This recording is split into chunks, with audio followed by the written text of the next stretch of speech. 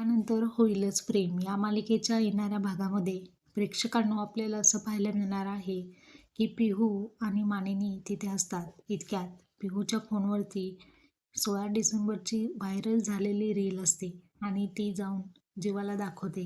इकडे आपण पाहत आहोत की देशमुखांच्या घरी पत्रकार आलेले असतात आणि पत्रकार पार्थला म्हणतात, तुमच्याच भावाचं अफेअर तुमच्या बायकोसोबत होतं तरीसुद्धा तुम्ही एका छताखाली राहूच कसे शकता, असे नको नको ते प्रश्न त्याला विचारू लागतात.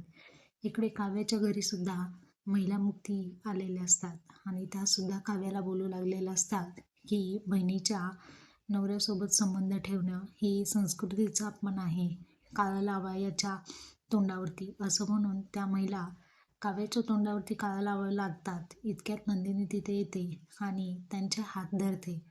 तर पुन्हा एकदा नंदिनी बहिणीच्या बाजूने खंबीरपणे उभी राहिलेली येणाऱ्या भागामध्ये आपण पाहूया.